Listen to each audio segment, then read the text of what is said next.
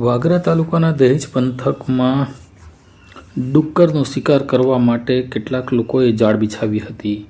ઝાડી ઝાખડા વિસ્તારમાં ડુક્કર પકડવા માટે નાખવામાં આવેલી જાળમાં નીલગાય ફસાઈ હતી અને જેના કારણે આ નીલગાય મૃત્યુ પામી હતી. આ અંગે વાગરા વન વિભાગને જાણ થઈ હતી. વન વિભાગ દ્વારા તપાસ કરતા આ જાળ દહેજના રહેવાસી અજય કનુ તલાવિયા અને રાકેશ સના રાઠોડનાએ બિછાવી હોવાનું બહાર આવ્યું હતું. પૂછપરછ કરતા તેમણે કહ્યું હતું કે આ જાળ બિછાવવા પાછળ ડુક્કર પકડવાનો આશ્રય હતો, પરંતુ તેમાં નીલગાય ફસાઈ હતી.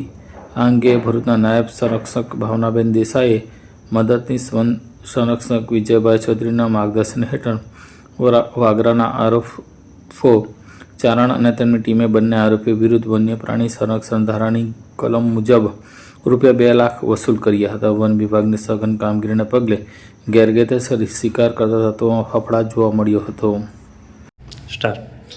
નાયબ વન સંરક્ષક સાહેબ શ્રી ભાવનાબેન દેસાઈ સાહેબના માર્ગદર્શન અને એસીએફ સાહેબના માર્ગદર્શન સૂચના મુજબ અમુ દ્વારા કાલે 8 તારીખે જે ભૂતનાથ વિસ્તારની અંદર નીલગાય ઝાડમાં ફસાવાથી મૃત્યુ પામેલ હતી, જેવી અમારા ફોરેસ્ટને જાણ થતાં ત્યાં અમે સ્થળ તપાસ કરી અને વધુમાં તપાસ કરતાં ત્યાં જે ભૂંડ પકડવાની જે ટોળકી છે એમના દ્વારા આ જાળ બિછાવવામાં આવી હતી, જેમાં નીલગાય ફસાઈને મૃત્યુ પામી છે એવું જણાય આવ્યું. જેના પ્રાથમિક તારણથી તેઓને અમે સ્થળ તપાસ કરી અને 2 ઇસમોને અમે ત્યાંથી આ અંગે મળી આવેલા હતા. આ ગુનામાં જેઓ વિરુદ્ધ અમે વન્ય પ્રાણી અધિનિયમ અંતર્ગત ગુનો દાખલ કરી અને એમના વ્યક્તિ દીઠ 1 લાખ રૂપિયાનો દંડ એમ કરીને ₹2 લાખ જેવો દંડ કરવામાં આવે છે.